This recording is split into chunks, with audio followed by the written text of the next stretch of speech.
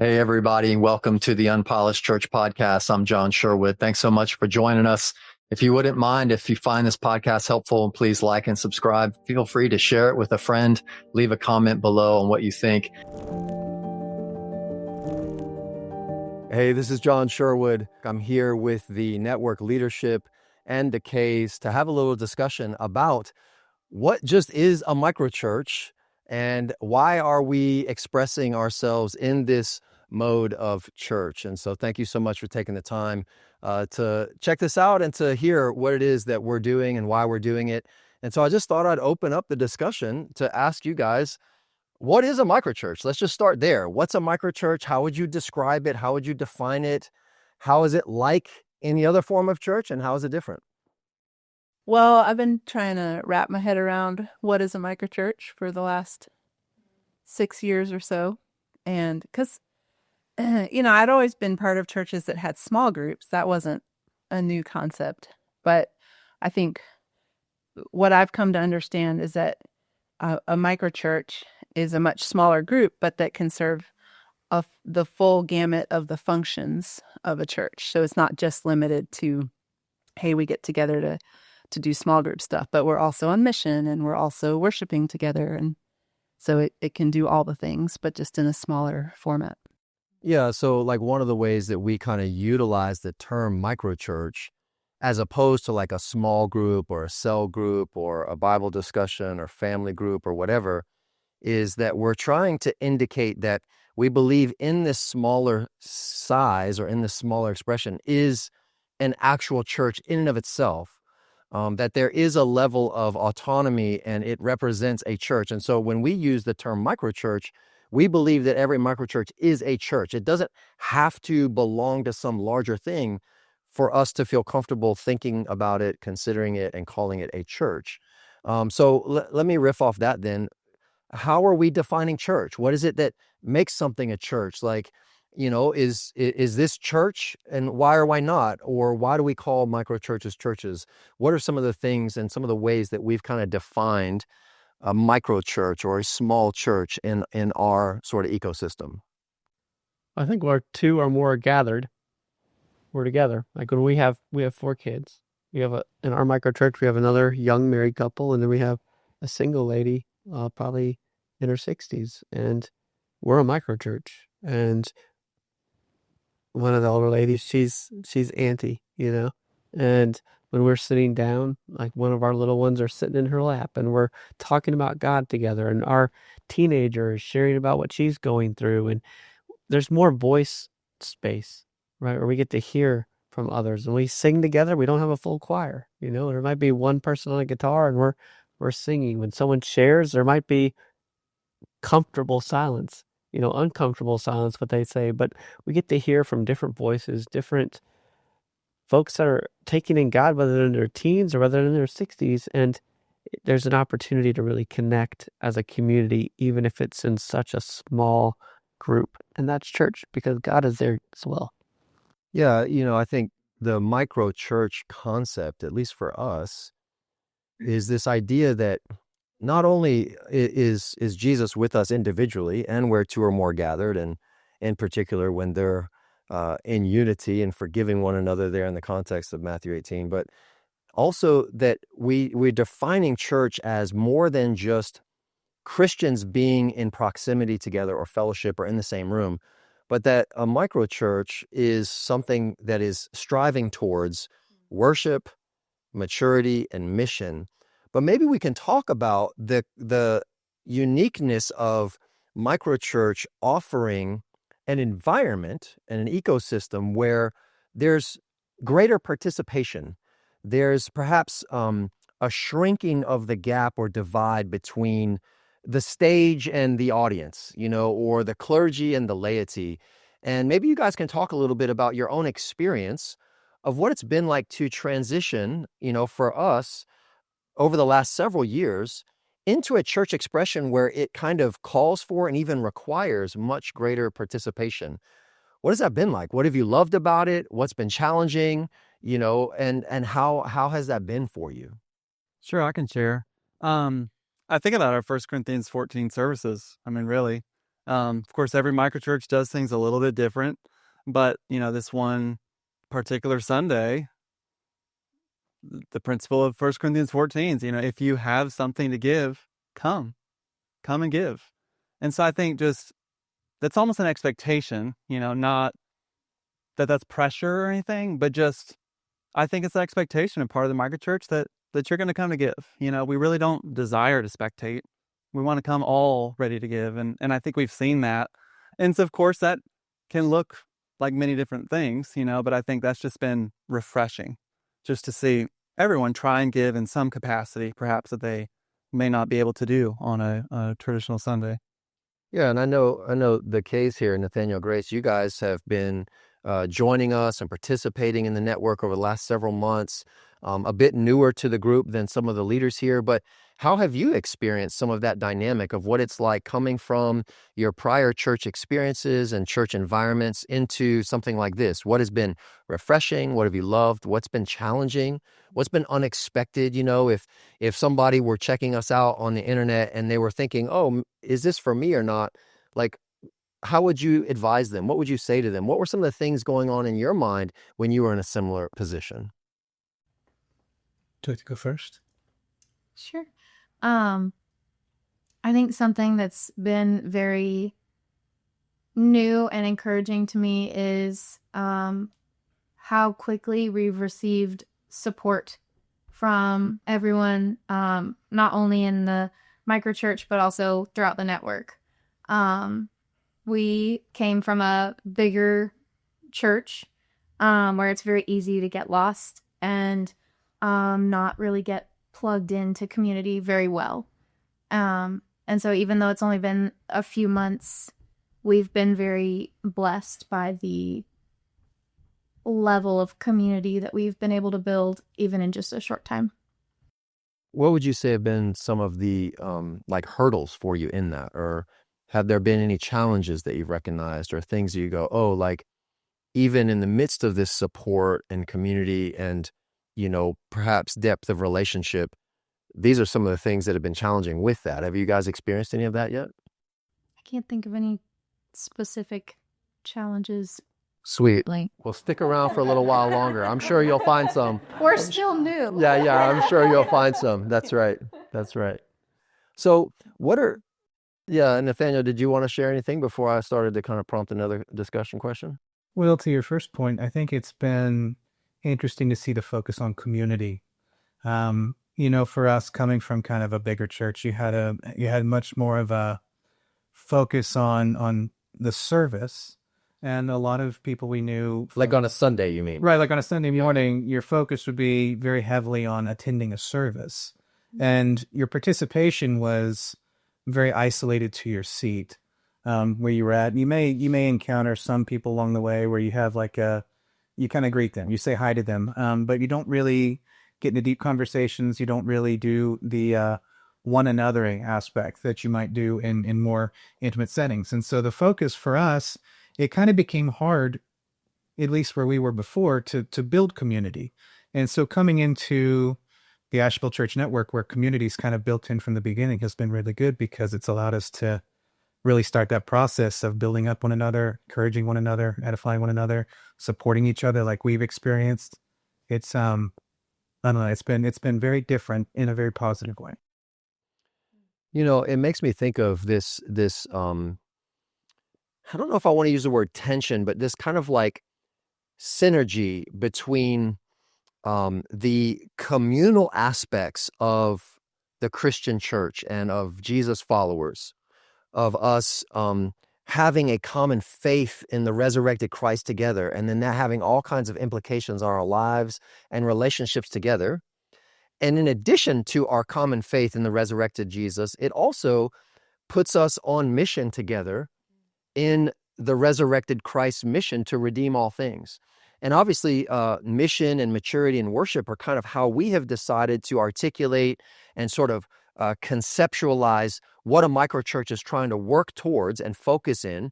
Maybe you guys can talk a little bit about that missional component of a microchurch and how you have experienced being on mission in this community, right? In these smaller, participatory, and if you're around long enough, maybe challenging relational environments, trying to be on mission to love the world around us, to serve them, to bring the hope and life of the gospel. Maybe you guys can talk a little bit about kind of what your experience has been in the mission of Jesus in this microchurch network expression. Yeah, I think early on, one of the microchurches that we were able to participate and be a part of for a season, we joined them. One of their times, their gatherings as a microchurch on a Sunday morning was going and serving at basically a soup kitchen, where they were a part of helping to serve people who were not housed and to connect with them and to love them. And that was their church gathering. And then later they would come together and pray and have communion. But it really did, to Nathaniel's point, it really did emphasize, no, we're coming together as Christ as the head, and we're the ligaments to build one another up, but to serve our communities, to be Jesus in the community and not just be separated out of the community as a church. And I think that was so encouraging and inspiring for me, especially growing up in church. And I'm so grateful for being in the context I grew up in for so many reasons. But to be able to think about church in not such a specific way, but to say, no, church is where 2 or 3 are gathered. And that actually opens up a lot of opportunities to go and bring Jesus and to show Jesus and to go together. It doesn't have to be confined to this one space and time, but that actually we can participate with God in his creativity in that way, to think about, how do we want to be his people? How do we want to be his family, be a light to the community around us? That creativity makes me think of this idea of calling, which is something we really have been trying to emphasize in our network, that the way that we're approaching being church or expressing our communal nature of church does allow for greater creativity, diversity, and calling of God on different people's lives to do different things, whether it's being at a soup kitchen or singing worship music at a hospice house as people are literally lying on their deathbed, or whatever it is that God is calling and leading someone or someone's hearts into. This kind of expression sort of helps to open up a bit more opportunity for those things to happen, which I think is really great, because God is always at work, Jesus said in John 5, right? And I do feel like at this juncture, though, I've got to offer some qualifications, right? Okay. I feel like I've got to state some things that we're not trying to say. And that is that none of us would say that microchurch expression is like the right or best way to do church. I think we all are very convinced that God works in and through various expressions, modalities, environments, and through different callings of different people for his purposes. And so in no way would I want someone to come to, a microchurch and be like, oh, like this is, the right thing, and all those other things, those are the bad things and the wrong things. Like, I don't think that's our starting place. But I think that God can do some unique work through the various expressions and the ways that people gather and ministerial emphases that groups can have. And so I'm excited to see, like, as we continue, God to continue to use the diversity and the creativity of him calling the priesthood of all believers to partner with him in the work of redeeming all things, to creating new creation. But one question that brings me to, that I would imagine somebody who is perhaps watching this video at some point, they're going to ask, okay, but like, what are some of the things that I would need to know, or what are some things that would be helpful for me to be considering if I've never been in a house church or been in a micro church, or I've never experienced a micro church network, right? Like, most people, when they go on the internet and they go to Google and look for a church around them, they're probably not thinking, I'm looking for someone's living room to go walk into, right? They're probably not thinking that. They're probably thinking like, hey, I'm going to go where there's a lot of people and it's kind of safe and I can be anonymous and it's not weird, right? But you go, okay, I'm going to go to so-and-so's living room and I'm a complete stranger. That can be very difficult and off-putting and intimidating, right?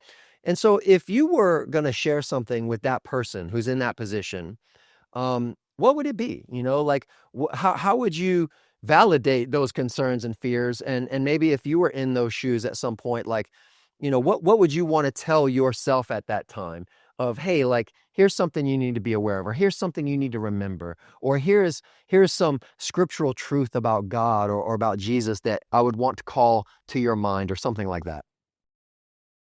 The first thing that came to mind, we have this phrase of just being unpolished. And that's on purpose. Like, we're not trying to put on a show or have everything, all of our ducks in a row. I mean, we try in the right ways, right? But I think still don't end up in a row, though, do they? But I think for someone who's thinking like, I don't know, should I try a microchurch? Like, I don't know what to expect. Because like you're mentioning, we could put on the calendar, oh, we're at someone's house, or you're going to show up at this nonprofit, or it may look different, or you're going to a soup kitchen.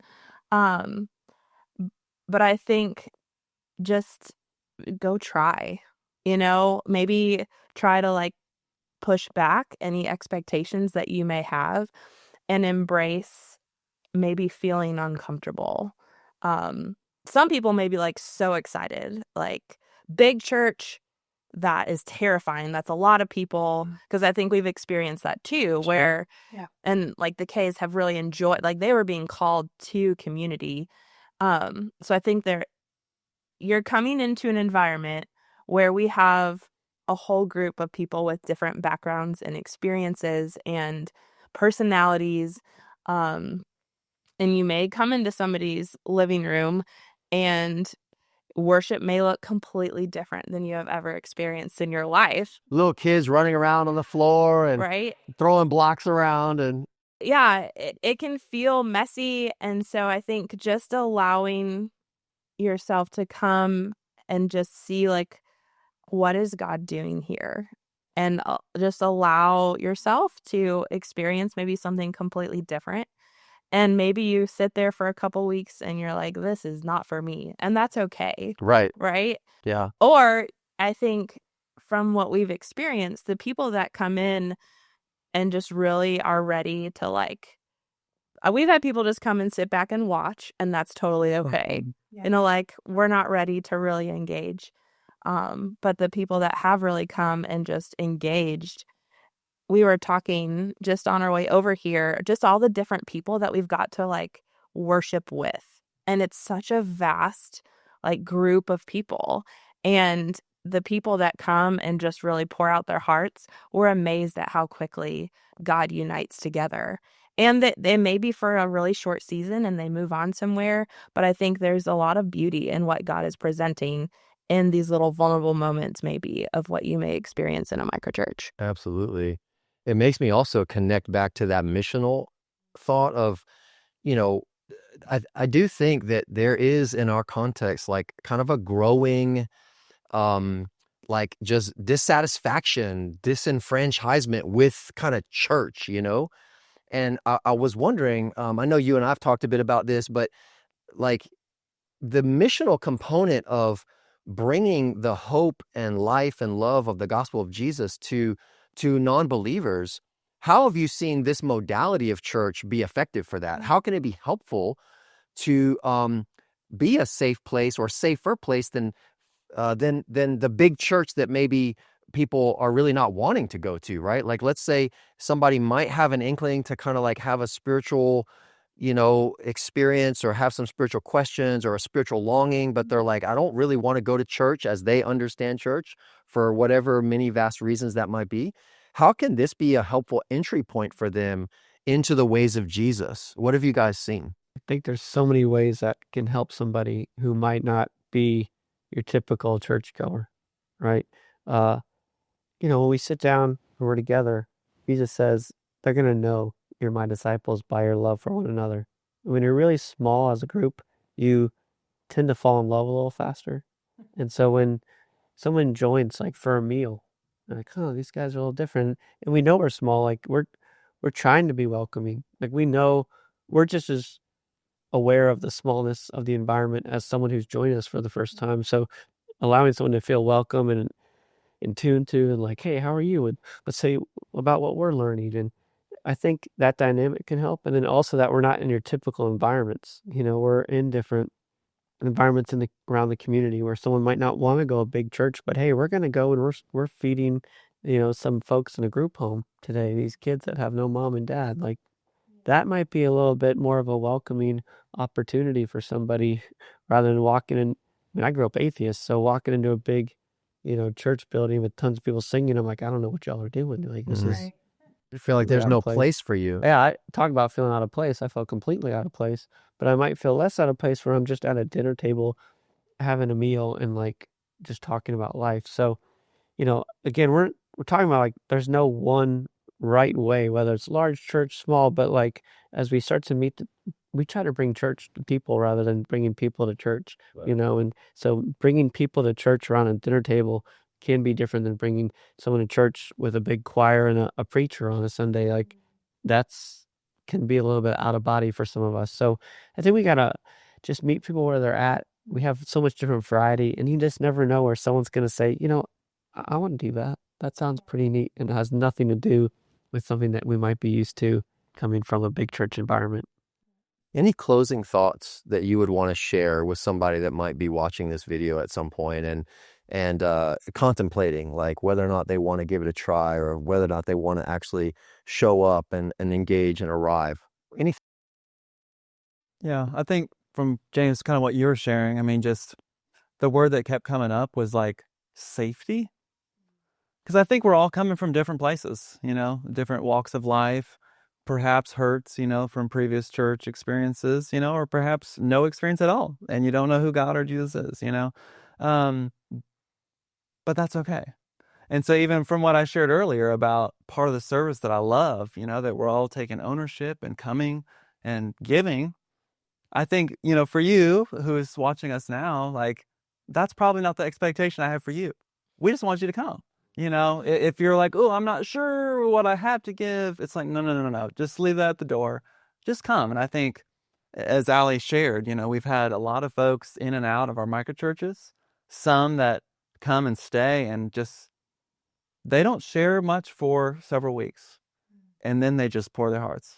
Because I think they see that safety, they see that love, they see that, okay, I can be real, I can be transparent, and I'm loved, I'm accepted, and we're all coming at similar places, and we're just trying to love Jesus and be like him. And so I think just that word safety just kind of kept rising.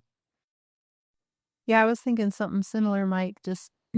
I was picturing a whole spectrum of different kinds of people who might walk into a microchurch, and I think I would just want to reassure them that the folks already in that microchurch don't have some specific expectation of you. You don't have to already be religious or be a non-believer or be smart or be in the same socioeconomic or the same race. Like, you be you. Like, we are all learning to love each other for who we are. So I wouldn't want anyone to feel that they need to fit a certain box or demographic in order to fit in a microchurch. Yeah, that's really beautiful. I feel like that's a great place to kind of land the plane on this conversation, that ultimately, big or small, however the expression of modality happens, like what we are trying to do because of our faith in Jesus is to learn how to love more like he loves. And ultimately, that means loving people that aren't like us, loving people that may not agree with us, ultimately loving our enemies. And what a challenging, fruitful, fulfilling, lifelong endeavor that is. And so if I were to share to that person, I would just say, come learn how to love with us as Jesus shows us the way. Thank you guys so much for being here with us in this conversation. I'm really grateful.